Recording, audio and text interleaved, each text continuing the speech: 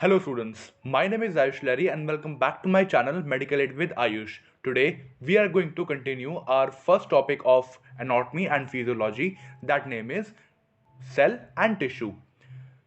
ये इस यूनिट का सेकंड पार्ट है, तो अगर आपको उसके बाकी के पार्ट्स चेक करने हैं तो आप ऊपर आई बटन पर क्लिक कर या फिर मेरी प्लेलिस्ट में जाकर उन वीडियोस को चेक कर सकते हैं।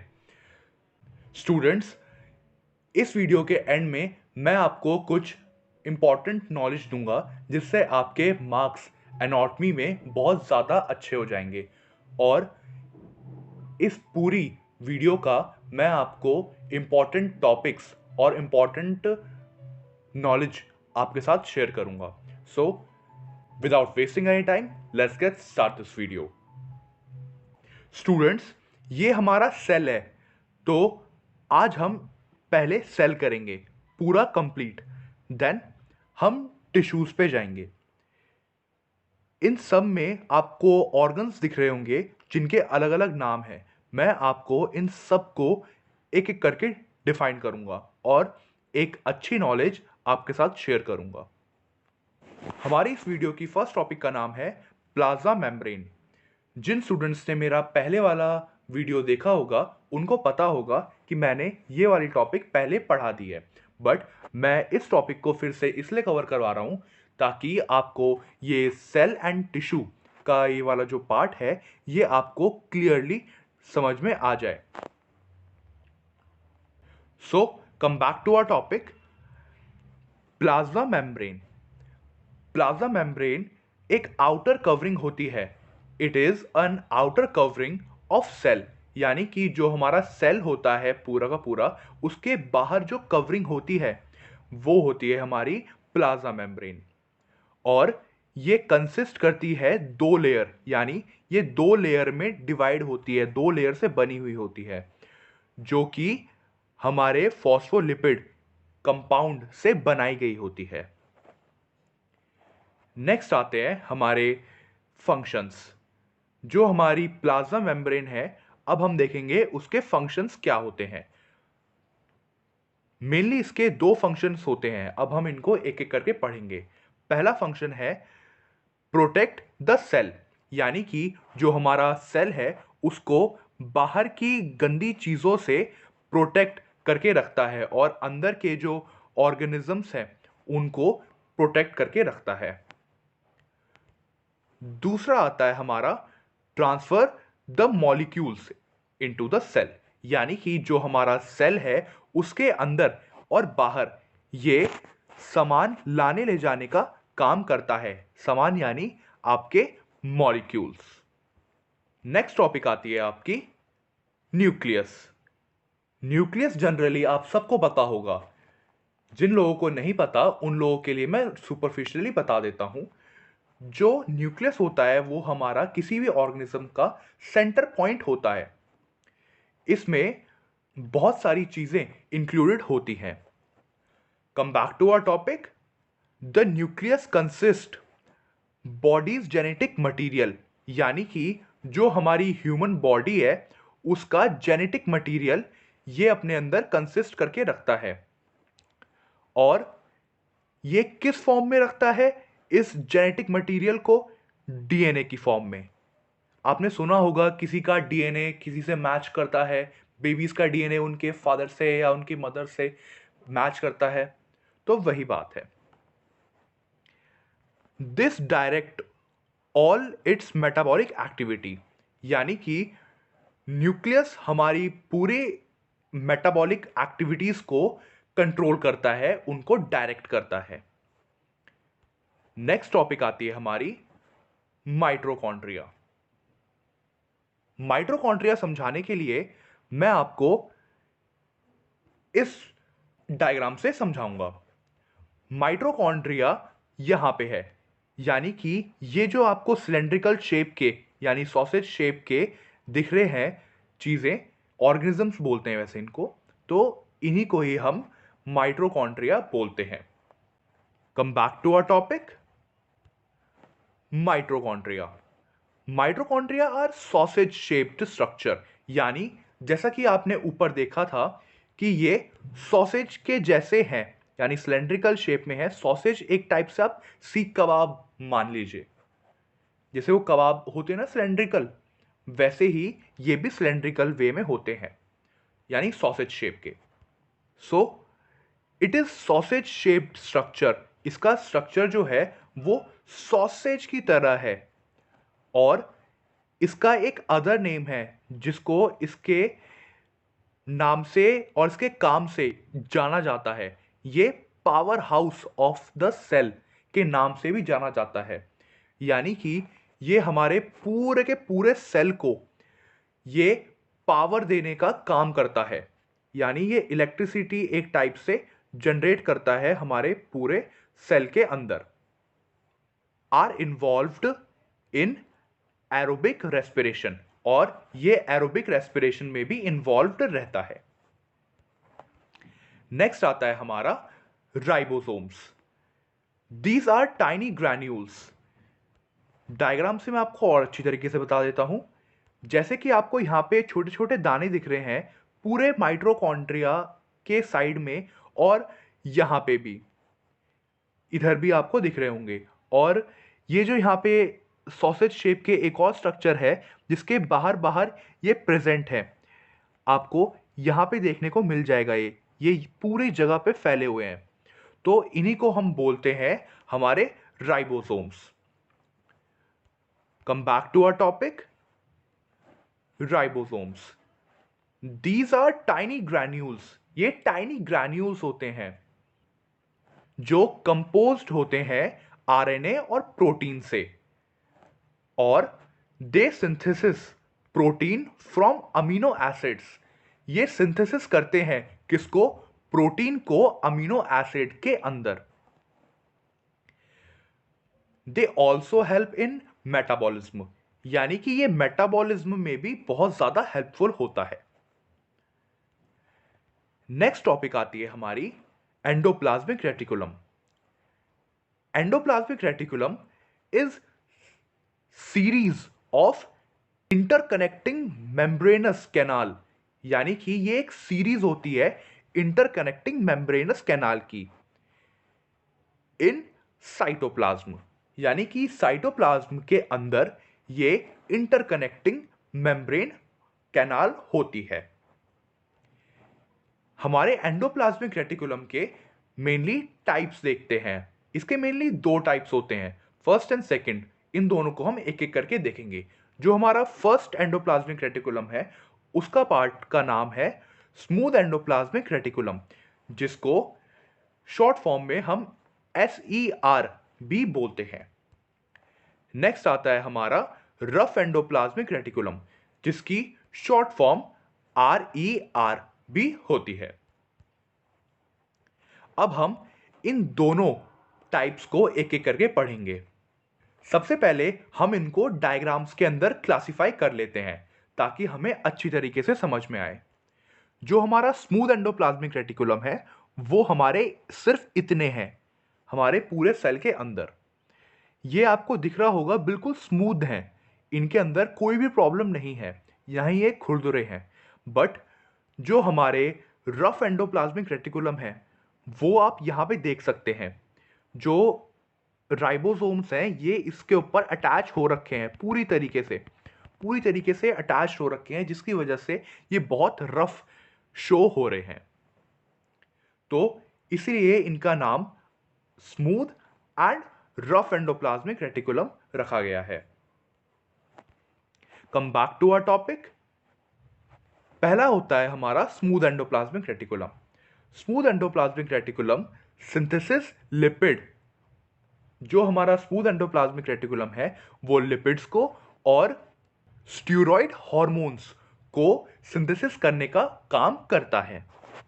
और जो हमारा रफ एंडोप्लाज्मिक रेटिकुलम है वो क्लब्ड करता है राइबोसोम्स को, जैसा कि मैंने आपको इस डायग्राम में बताया था कि ये अटैच हो रखे हैं राइबोसोम्स से पूरी तरीके से। ये एंडोप्लाज्मिक रेटिकुलम के पार्ट ये राइबोसोम से ढके हुए हैं, तो यानी कि क्लब्ड हो रखे हैं ये राइबोसोम से।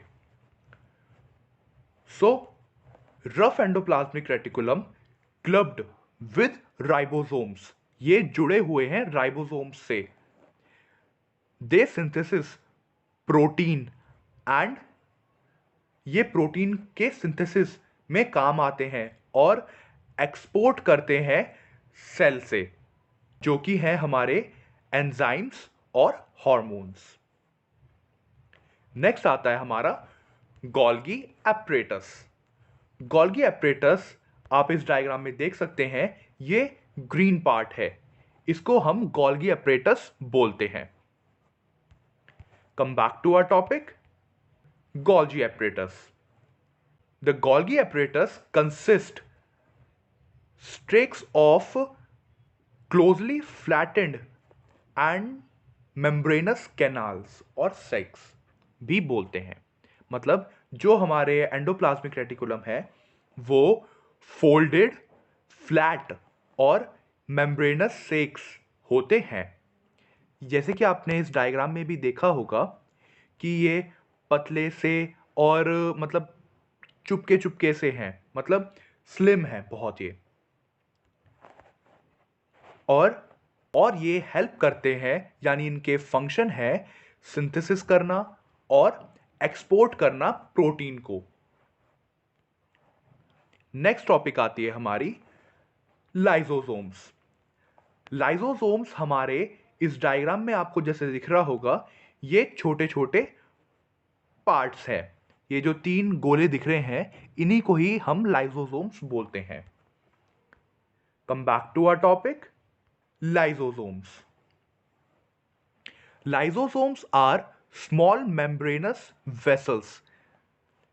ये हमारे स्मॉल मेम्ब्रेनस वेसल्स होते हैं, बहुत छोटे छोटे मेम्ब्रेनस वेसल्स होते हैं।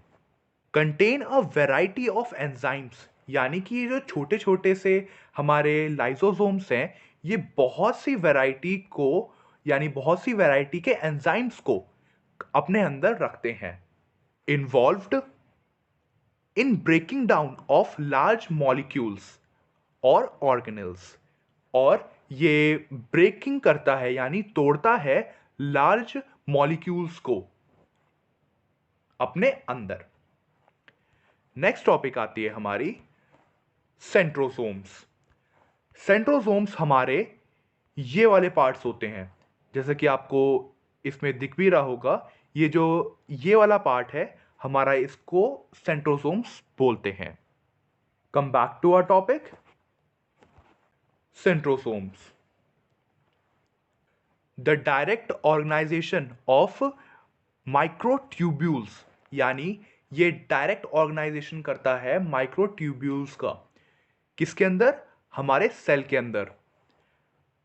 And has a important role of cell division, और ये सेल डिवीजन में, यानी एक सेल के 2 पार्ट करने में, यानी उनको डिवाइड करने में इसका बहुत ज़्यादा इंपॉर्टेंट रोल होता है। नेक्स्ट टॉपिक आती है हमारी cell division. More bodies cell divided by mitosis, यानी कि बहुत सारी बॉडीज यानी सेल डिवाइड हो जाते हैं माइटोसिस के द्वारा। A process that result in 2 newly genetical identical daughter cell, यानी कि ये 2 न्यू डॉटर सेल का फॉर्मेशन करता है। एंड फॉर्मेशन ऑफ ओवा, ये ओवा और स्पर्मेटोजोआ का फॉर्मेशन करता है, takes place by mitosis process के द्वारा। स्टूडेंट्स, ये मेरी इंस्टा आईडी है, तो अगर आपको कुछ भी प्रॉब्लम होती है, या फिर आपको कुछ भी सीखना होता है, या फिर आपको मेरे से कुछ इंपॉर्टेंट नोट्स चाहिए होते हैं, या फिर क्वेश्चंस के बारे में पूछना होगा, तो आप इस आईडी पर जाकर मेरे से डायरेक्टली बात कर सकते हैं। समराइजेशन। अब हम जितना भी हमने पढ़ा आज, हम उसको समराइज करेंगे। हमने सबसे पहले पढ़ा प्लाज्मा मेम्ब्रेन के बारे में। इसमें हमने पढ़ा कि जो हमारी प्लाज्मा मेम्ब्रेन होती है वो आउटर कवरिंग होती है हमारे सेल की, जिसका काम बाहर से आने वाली चीज़ों को प्रोटेक्ट करके रखना और मॉलिक्यूल्स के आदान प्रदान में, मतलब इंजेशन और एक्सक्रीशन में हेल्प करना। दूसरा हमने पढ़ा न्यूक्लियस, जो कि हमारा ये वाला पार्ट होता है। न्यूक्लियस में हमने देखा कि ये डीएनए को अपने अंदर स्टोर करके रखता है और बॉडी के मेटाबॉलिज्म में बहुत ज़्यादा हेल्पफुल होता है। नेक्स्ट देखा हमने माइटोकॉन्ड्रिया, जो हमने देखा कि ये सॉसेज शेप के होते हैं और इनका other name power house of cell भी बोलते हैं। नेक्स्ट हमने पढ़ा राइबोसोम्स। राइबोसोम्स आपको अब तक समझ में आ ही चुका होगा।